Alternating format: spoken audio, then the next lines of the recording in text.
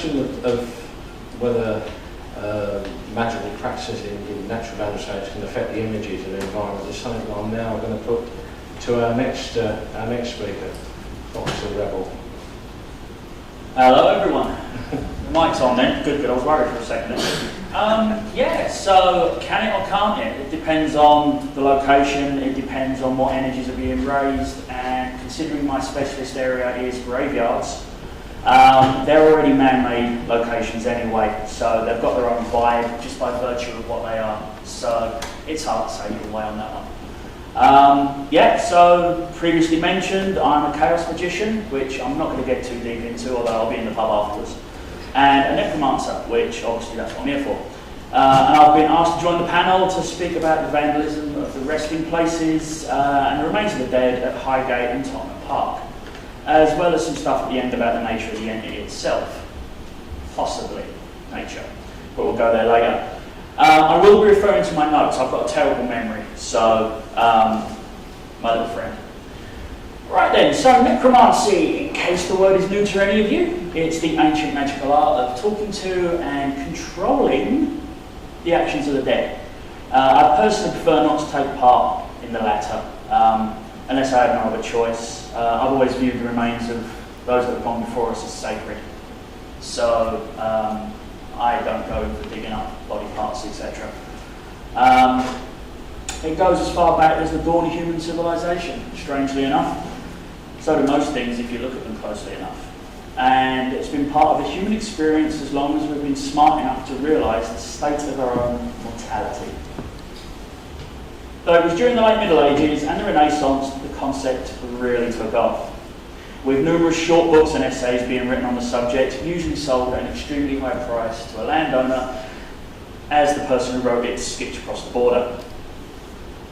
Now, again, I will state at this point categorically that the desecration of the remains of the dead is a heinous crime in anyone's book.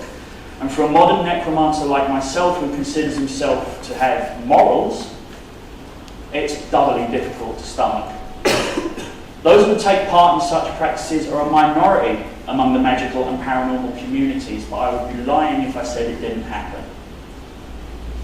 In the case of the circles of flowers we saw earlier though, it's interesting to note that I find very little in the old texts about similar sort of methodologies, so I do have to wonder if it was unique to one group, one practitioner, or was, what shall we say, put in place by the film crew? To be fair, there had been anecdotal rumours of that, and the guy was a cinematographer, etc., so it could have been a reconstruction as mentioned earlier as well, so do the maths. Yeah. To be honest, what they did to the corpses there was bad enough in my opinion. We didn't need the flowers if they were added to add any gravitas to it. You know, you don't go around doing that. So, when faced with events like that, it is difficult to see, it's not difficult to see, sorry, why necromancy is often confused with the wider problem of grave robbing, as touched on earlier again as well. And it does occur, and it's not always us. There are mail order shops in the USA who ship the bones and skulls of the dead worldwide. There's also a few places to get them over here, strangely enough.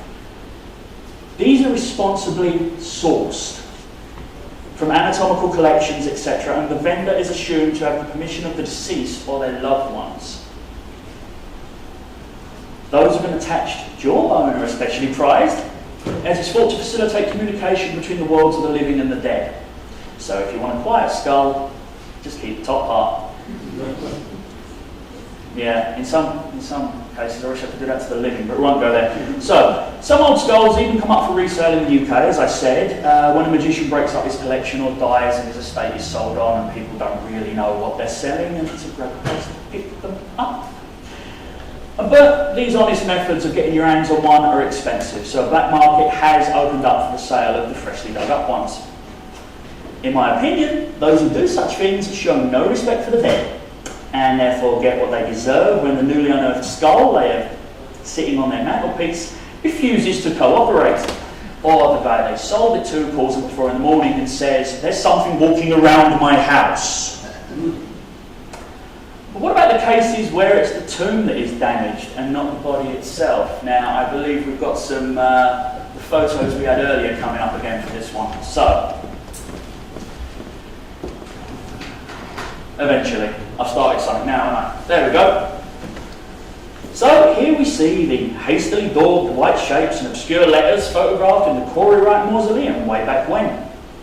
I can give a very quick rundown of what we're seeing from a modern necromancer's point of view. Also, with chaos magic, it's kind of like a shotgun shell instead of a bullet. It's a little bit of everything. So I've got knowledge from that as well. First things first, we see the writing, which we may or may not have the image of. There we go. I'm loving this. I'm in total control. Right then, so writing. The script looks a lot like one of Heinrich Cornelius Agrippa's 16th century magical languages. And yes, that did sound like gibberish. Perhaps Malachim or Celestial, but it's not exactly that. It looks similar. For those who don't know what those are, which is understandable, it is a made-up language designed to be used by wizards when they write down their spells, basically. There's a lot of symbology and stuff goes into it, a lot of astrological stuff, but there's no time for that here. So just look at it like that and you're pretty close to the mark. Positioning the writing up against the inside walls of the mausoleum is quite interesting as well, actually, because it could be used to seal off the atmosphere inside the building and to either keep something in or keep the normal world out during the work that they were doing. The triangle is a good size with an inverted pentagram inside. That's the star-shaped thing, as we covered earlier. And it's not necessarily an evil or satanic symbol. Popular culture's kind of got to that one. But there you go.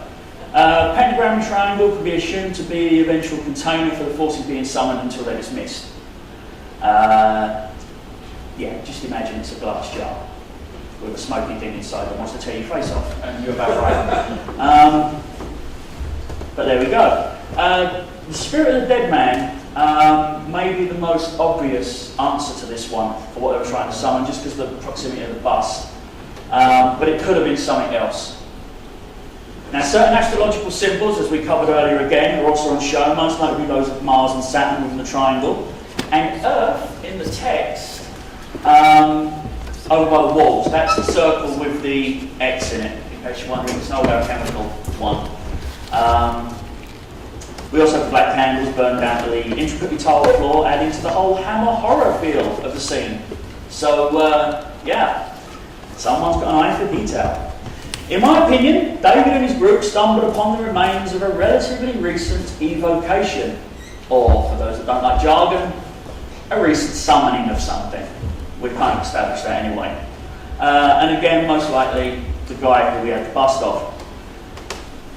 But as necromancers would in general be more respectful in their efforts to clean up the mess that this group of amateurs left behind, I'm inclined to view the whole sorry affair as the calling card of a small cabal, and I'm liable to get death threats for this, but read the whirlwind. A small cabal of self-styled black magicians using necromantic imagery without any of the background of spirituality, or indeed knowledge. Not to point any fingers, but I would say that at least one of them had a better than working understanding of ceremonial magic as well, as evidenced by the, drawing the stuff in the right places, frankly. That was relatively rare in the 60s and 70s outside of certain mainstream magical groups or people that had been in them and got given the boot on the backside.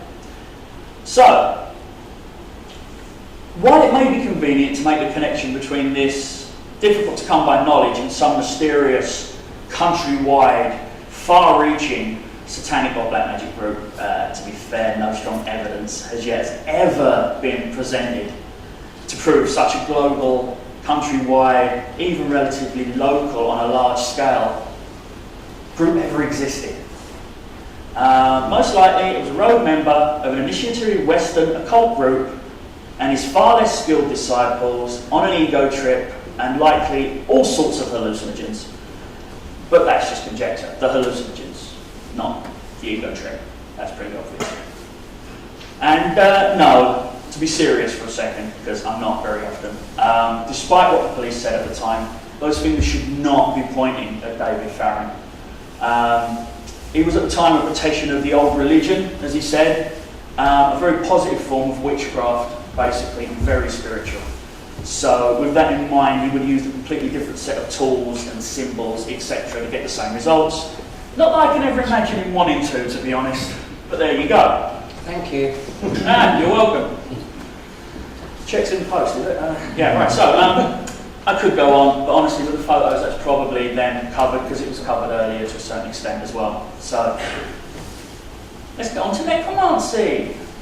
Might as well, that's what I'm here for.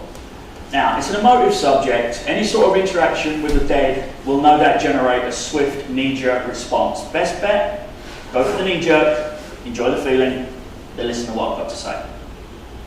For me personally, and countless others like me, and there are a lot of us out there, who walk between the worlds of the living and the dead every day, it is a sacred duty that we undertake to protect the living from the dead and the dead from the living. I guess you could see us as, I don't know, the UN. You know, we're a buffer zone. That's what we do between the two camps. Intermediaries who do the kind of work few others have the skills to achieve, or the interest, or the cojones, or even the knowledge, you know. And if it all sounds in any way familiar, it should, because the spiritualist mediums and psychics of this world are doing exactly what we do. But in a lot of cases without the more magical trappings, except perhaps for the tarot cards and runestones. And I'm not going to comment on Derek the Cora at this point. So, so what does someone gain by choosing this path that I walk? It gives me a greater understanding and acceptance of the role death plays in the short time we have here on Earth, which helps to alleviate some of the fears associated with living in the first place, especially if you're living with a permanent illness, an immune disorder, like I am, strangely enough. And it gives you some very interesting interactions about 4 in the morning, usually, when you're trying to sleep, with those once mortal beings who have gone before and suddenly decide they want to tell you about their day. But that being said, to bring my little piece of the wider Highgate Vampire Symposium to a close, I would like to address one final question. Here's one to get you thinking. What if, just for the sake of argument, the skeptics are right and there are no ghosts? What might everyone be actually seeing? Well, this is where things get really weird and shades back into chaos magic. Chaos magicians have a concept in their spell work known as servitors. These are also referred to as tulpas or thought forms, among many other things. They are their most basic little pets, created by the thoughts of the magician and birthed into the real world through intense concentration to go and do the sort of things that we want them to do, that we shouldn't discuss in polite company usually. So, these are the product of a long and involved process, too detailed for such a short discussion. I can go into it later, so don't worry about that if you really want to know. But it is one that has parallels in the realms of more mainstream paranormal research, oddly enough. The Philip experiment from 1972 is one good example of this, and involved a group of paranormal researchers, some quite high up in their university hierarchies at the time. So they were taking it seriously. Creating a fictional character complete with a sad and romantic backstory. We're talking full-on Wuthering Heights and tears, little hankies and the works. And trying to contact him through spiritualist methods. Oddly enough, they succeeded.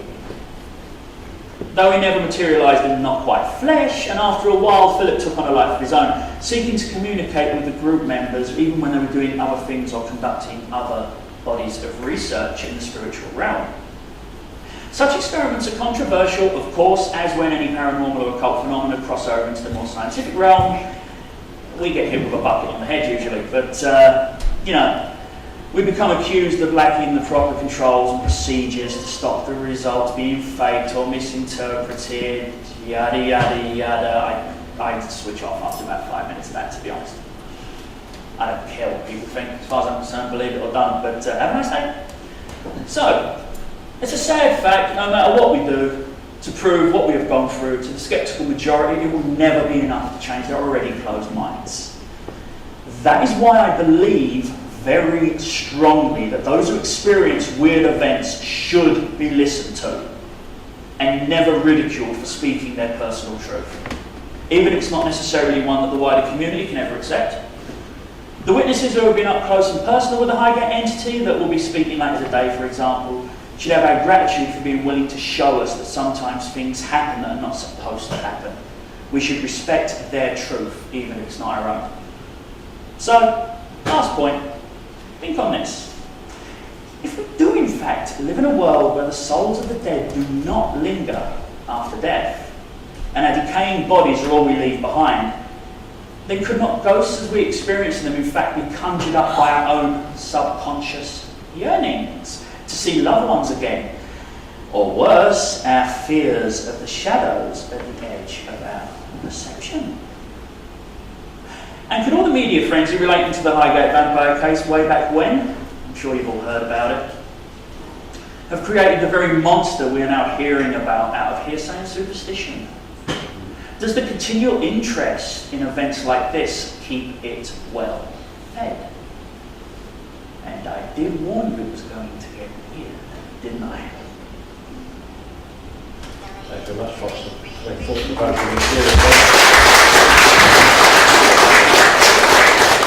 Now, Fox, you've got a peculiar, very special connection with our next speaker, haven't you? I do. Can you elucidate on that point, please?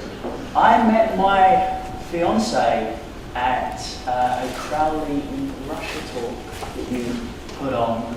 I did say I was going to tell you later, didn't I? Yes, Crowley. And I'm getting married to her next June. Oh, congratulations. Yeah, there is hope for us all, strangely enough. Yeah, I think that's our first marriage. Hopefully it will last a while, but floor's all yours. Thank you, that's lovely. That's absolutely lovely. It's nice to know it's got a soppy romantic side, isn't it? It's great. I keep it in a box in bed. Yeah. Now, Geraldine, you've known David for a long time, and I was hoping that this part of this section, you could really have a sort of a chat with David and just discuss your memories of Highgate at the time we're talking about in the 70s, and maybe some of the personalities that both of you met and knew at that time. Is that Well, right? what hasn't been done so far is to put it in any sort of social context. And most of the 60s happened in the 70s, and really people are still slowly realising that. But that social revolution was was dramatic. It was in the newspapers, but it took a long time to get to Croydon. It was just a slow evolution through things. And you being called boss, the British Occult Society, you just needed some semi-literate copper thinking that they'd got the South African secret police up in Highgate, you know. It's the time of the IRA and the IRA bombings and all the rest of it. Anybody doing anything untoward was suspect, and it frightened the damn life out of them. Now, the police weren't called the filth for nothing. They lived up to it. 400 of them got sacked eventually after there was a long, drawn-out investigation into the police and their methods. And anybody who feels paranoid about the 70s and the groups that they were in, and the occult groups are still subversive groups, is quite right to feel it. The stuff that's come out in the last couple of years about policemen who had children with women who were involved in alternative ways of life and alternative political views, you know, that is blatantly obvious to show the depths that you could get to. Nobody in the unions could trust anybody else in the unions, because they have since been shown to have been police informers. So people rootling around in graveyards in the dead of night would worry anybody, because interfering with the dead is not a good thing to do socially. It doesn't win you friends and influence people. I think that David has dealt with all of this extraordinarily calmly. No, I doubt that many of the rest of us have been to prison, and if we had, I doubt that, especially a prison then, when there was no enlightenment in any way, shape or form, they were the Victorian institutions that they did set up to be. I think that, you know, the impact that that had on you must have been extraordinary. but I don't think you're doing that Freudian thing of replaying and replaying and replaying the moment, hoping that this time is the time that it changes and it all gets good either. I think you're to be greatly applauded for the route you've taken through all of this, and I really, really do mean that. And you've also made it very clear that it is not a vampiric thing, it is a ghostly thing, it is a paranormal thing. What came out for me earlier was that this entity is now talking. It said to somebody in their ear, even though it was over there, "Good evening, sir, how are you?" or whatever the phone was. That's relatively late on in its lifespan, as far as we're concerned. And so, I mean, do you go there regularly hoping to bump into him so you can, draw a line under your life's work? Do you have any idea who you think he may be? Because he's unflustered, he's not under threat, is he? I think it could be part. You see, there's different types of supernatural phenomena. You can divide them into different categories. Can't go into them too complicated, but the first category, very basically, is reflections, things that replay themselves. And that is probably 8 or 9 times over 10, most of which these phenomena are. I suppose a second category we call poltergeist.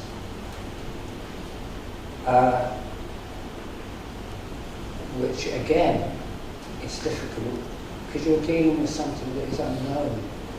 But this entity in Highgate Cemetery is actually attacked, psychically attacked. I don't want to give people the wrong idea. Pushed to the ground. At least 2 people. One was a student from the, I believe it was the Polytechnic of North London, as it was then called, I don't know if it's still called. He was walking up Swains Lane. He felt a force pushing him to the ground.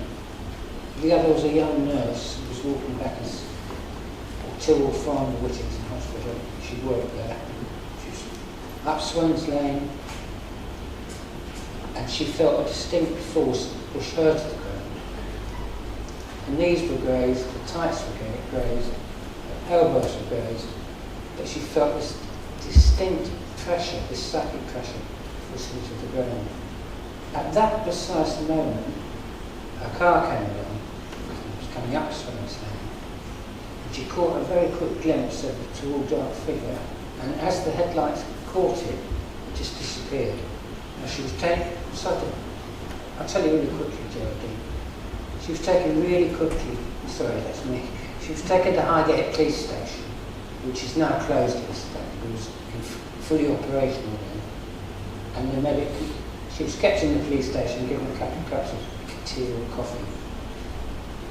And they made a thorough search of the area where she'd reported to, because it was quite badly shaken up.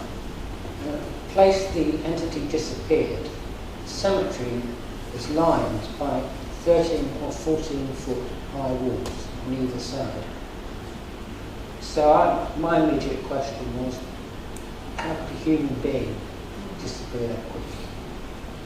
It seems the figure at Highgate Cemetery has sort of, in that respect, it's not a poltergeist, but it has poltergeistic similarities affecting those objects.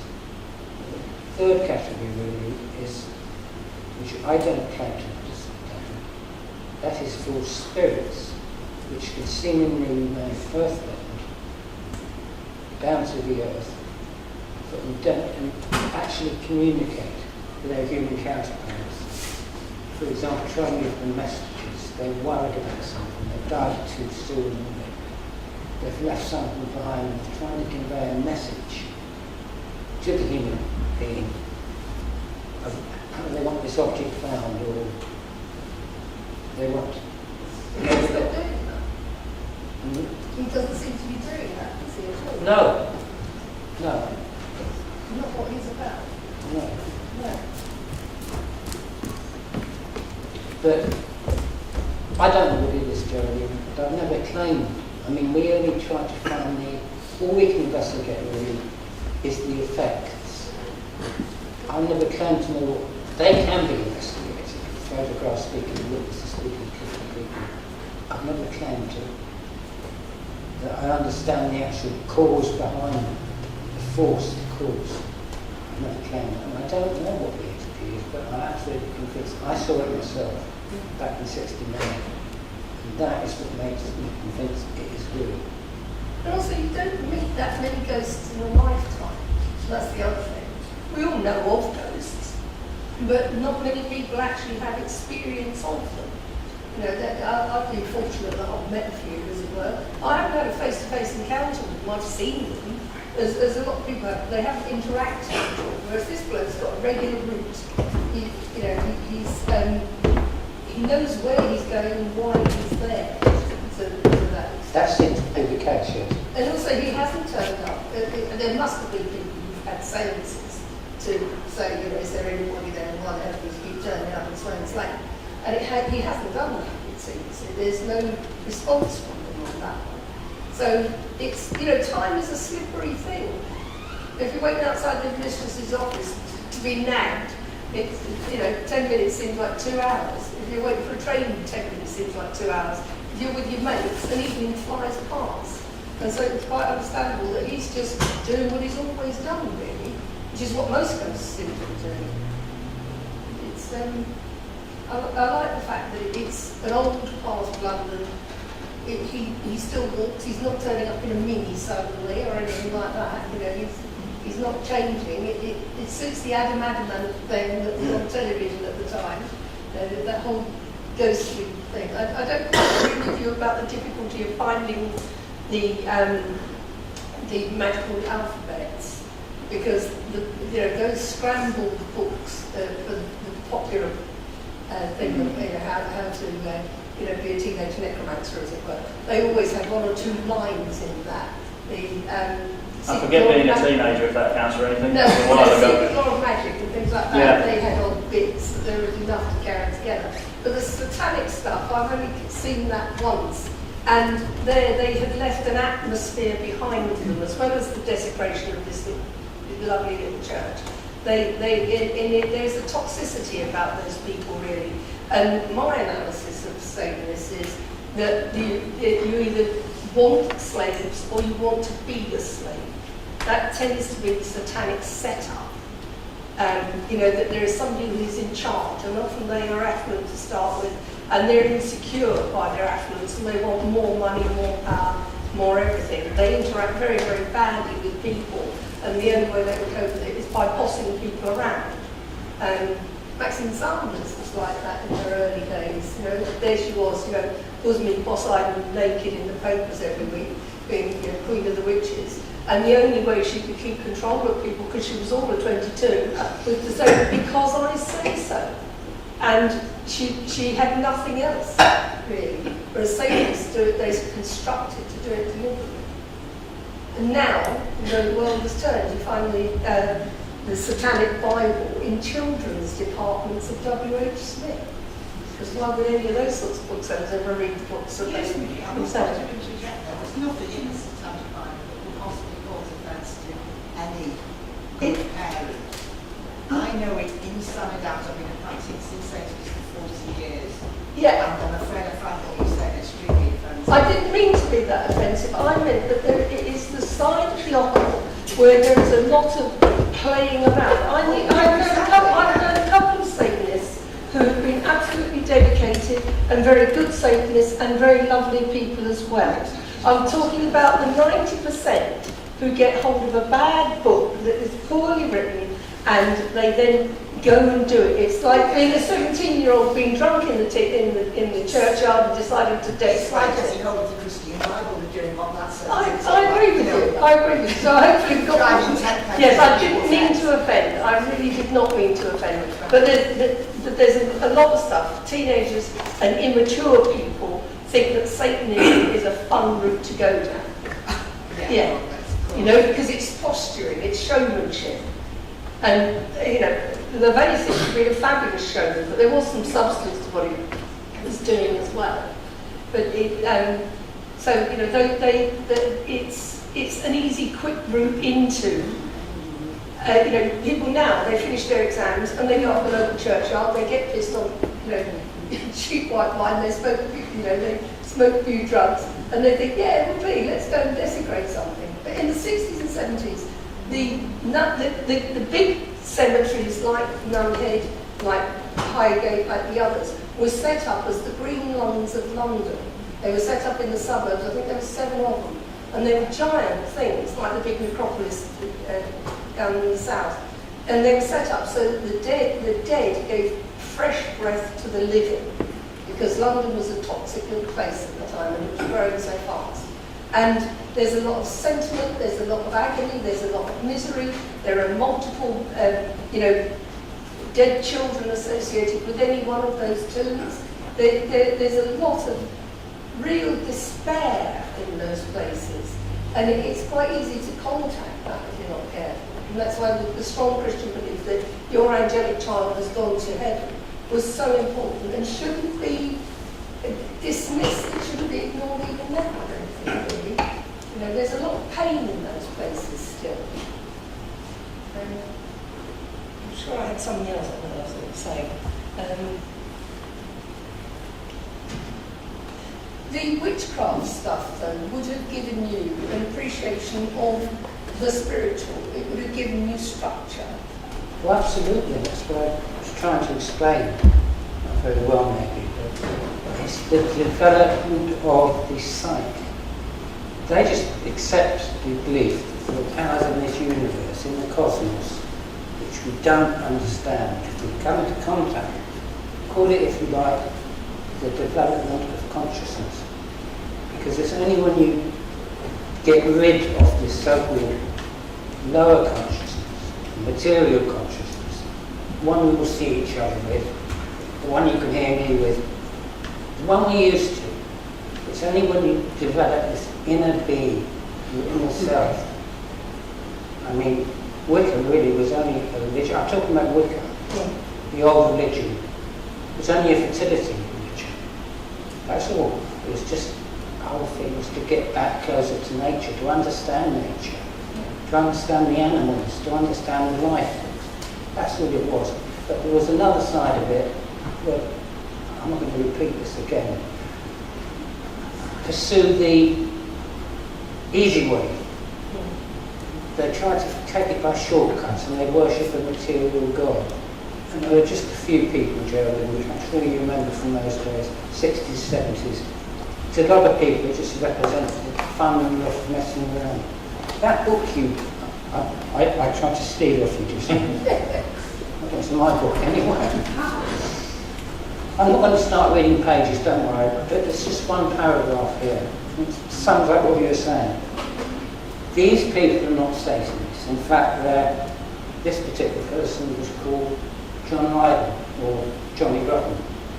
This is an autobiography. Relating to Highgate Cemetery, he says, during the summer, this was published in 92, I think. During the summer period, when we were all about 16 or 17, and I was going to school in Hackney, we'd break into the crypts where the bodies were on shelves, open the coffins and have a look. We'd see which bodies hadn't deteriorated. Was this vampire thing real? Question mark. He's referring to the Highgate Vampire. Was this vampire thing real?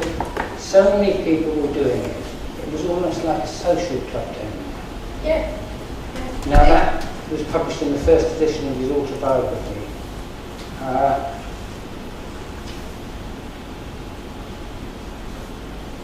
So there was the young people, the young influences, people just messing around, which I'm sure they were, and dedicated Satanists who made markings in that book.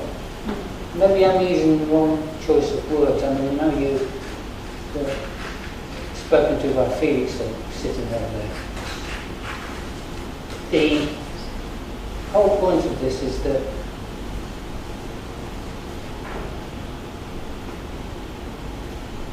there are dedicated people. Maybe I'm using the wrong word by saying Satanists, because people take words to mean different things. okay, let's call it black magic. The remains of which were discovered in Highgate Cemetery. You've seen the picture. I'm not condemning Satanism. People want to do that. It isn't really to condemn. All it does is it drags them back, I think, from this spiritual development by relying on negative forces. I'm sorry if that offends anyone. It's not my intention to offend you. It's just trying to explain it. And I think that's a point you often overlook. I'm sorry. Take me back to Gerald. But we find it now, with the rise of tarot readers, with the popularity of Wicca, not witchcraft as I know it, that there are toxic individuals who are attracted to this. And they are little bullies, and they want power. And if they think that they can say, well, something nasty will get me because I say so, or, oh, something awful's going to happen in your family, you better come and see me again in a month's time, dear, then they get a steady income stream from people that they frighten. It's ignoble. It's not very attractive. There are good and bad sorts of people in every walk of life. But the esoteric, because the hours aren't fixed, as it were, that you work, it does tend to attract people. And they're small scale, but they are definitely there, who just use it to bully people. At this point, could I open the discussion to the floor? Would everybody like to ask some questions to our panelists on this subject? Did you say the Satanists? I describe myself loosely as a Luciferian, which is kind of... Because I'd like to get some clarity what that actually means in terms of, about black magic, Satanism, and alternative forces. I don't think it's really, we've got these things that are not hard. But I'm just confused as to... If she's not in the panel, No, It's also, as David said earlier, that magic itself is neutral. It's the intent behind it, whether it's a positive thing or whether it's a negative thing. If you use it to get people through their exams, to help heal them, to give them confidence, to enhance their lives, that's a good thing. Whatever you're saying or however you're doing that, if you do it to frighten people or to deliberately work against people using the information you know about them, then that's practical. Response to that. We're talking about very basic stuff though, which can actually be a way to change things by using your mind and your will to change things constructively, like an example of passing an exam. I say that you use basically Lucifer's robe Satan, and I know they're not identically the same creature in mythology, as a symbol of humanity reaching out to become deity rather than standing back and looking up at deity. It's a very, very strict path to follow. And it actually isn't hierarchical. If you're right here trying to herd kittens, Satanists, but there's people who play it, like Geraldine was saying, where they've got their ideas of how moral and gender sweet people. But it's all about you. It's difficult to explain. It's not a Christian mystic works to become usually absorbed into Godhead, whereas a Luciferian mystic wants to do what the character, if you like, of the snake in the Garden of Eden says. You can either be like this and worship God and live and be static, or you can eat of the fruit of the tree of knowledge. And then things would be different, and it's up to you then. The snake being the one that told the truth. And Lucifer was the light bringer. Lucifer was the light bringer. Yeah. And also, this also shows how prone to fashion magic is. We've been talking about ley lines. People under the age of 35, it seems to me, don't know or care what a ley line is. No? I'm quite interested in the work of Tom Lethbridge. Oh yes, fabulous. Fabulous. And the way he describes which is that feeling of depression. And also, we've had in Highgate, and I'm right in Highgate, I was up in landscaping, and also I used to go there when I was a teenager as a sensitive and but that feeling of absolute complete depression and suicidal feeling. I haven't had any negative experiences there, but two of my friends, sort of clown friends, who are landscapers, they have. and some people call it fun. But you know, so it's very kind of personal, because I haven't had any negative feelings there. I do know people have had negative feelings there. So I was sorry I haven't actually. Some of those experiences we're going to be discussing Yeah, later. but interestingly enough, the Tory right thing, I didn't know about the actual the inside Tory right. You know, because that is near to where people have had experience. So.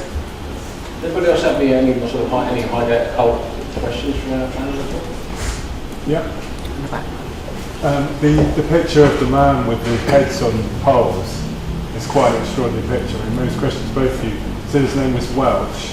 Can you tell us anything else about him and also say where that photograph came from? Yeah, I can tell you. First of all, that photograph is of a person called Welsh.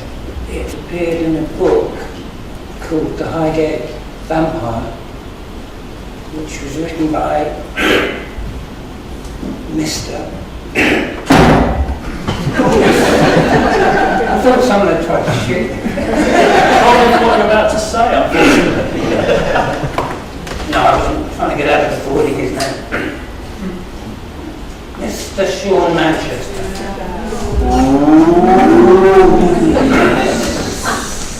And yes, they knew each other. That was written by Tom McCullough, was it? Yes. Got back, didn't it? Yeah, I mean, it wasn't any kind of. Weren't anybody interested in positives in that guy for stealing skulls or something, you know? Was he prosecuted then? No. That's been a very heavy session, interesting session, different aspect of Highgate Vampire. Please, can you have some applause for our speaker?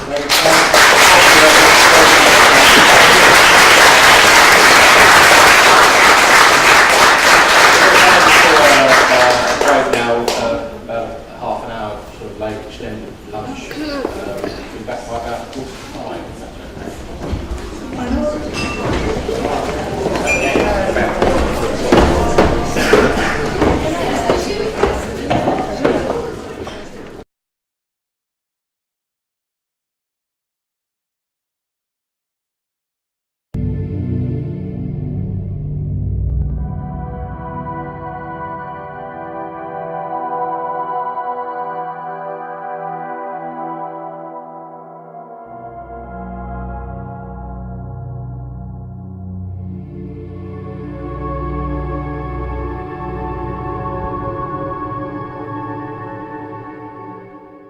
So the question of whether magical practices in natural landscapes can affect the images and the environment is something that I'm now going to put to our next speaker, Dr. Rebel.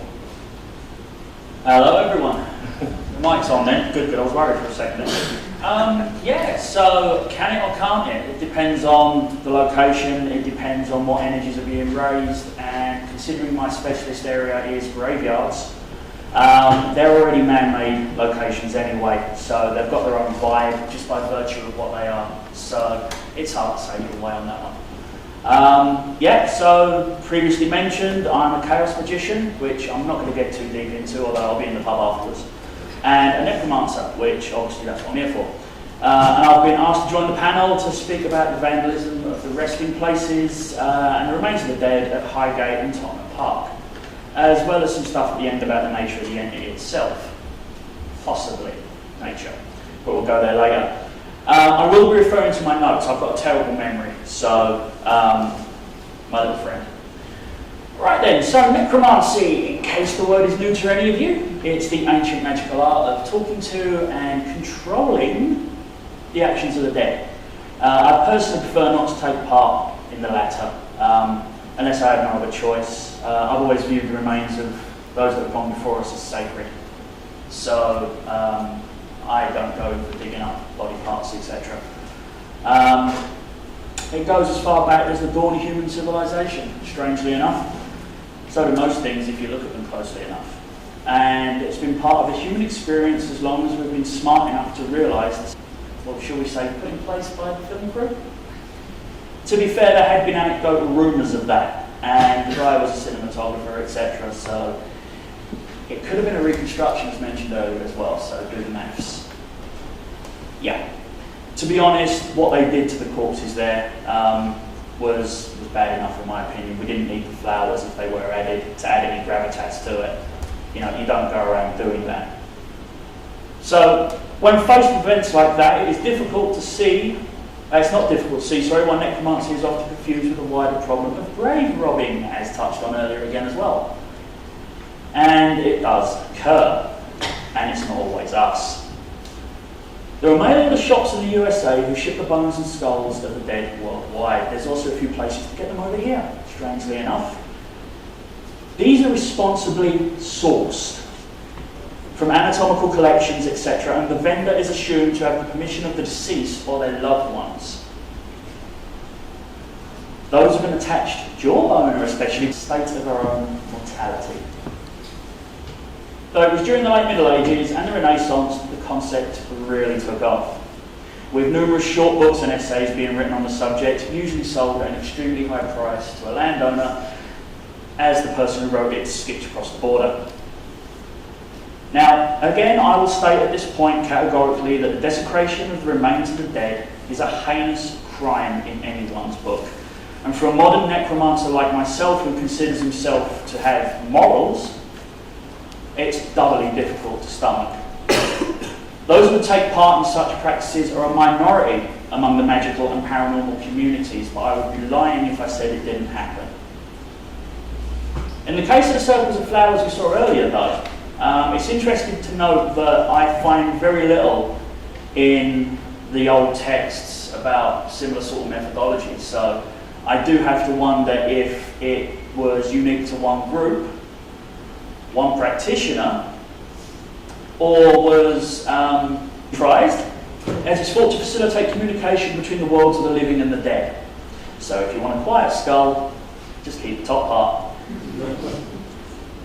Yeah, in some cases I wish I could do that to the living, but we won't go there. So, some old skulls even come up for resale in the UK, as I said, when a magician breaks up his collection or dies and his estate is sold on and people don't really know what they're selling, and it's a great place to pick them up. But these honest methods of getting your hands on one are expensive, so a black market has opened up for the sale of the freshly dug up ones. In my opinion, those who do such things show no respect for the dead, and therefore get what they deserve when the newly unearthed skull they have sitting on their mantelpiece refuses to cooperate. Or the guy they sold it to calls them at 4 in the morning and says, "There's something walking around my house." But what about the cases where it's the tomb that is damaged and not the body itself? Now, I believe we've got some the photos we had earlier coming up again for this one. So,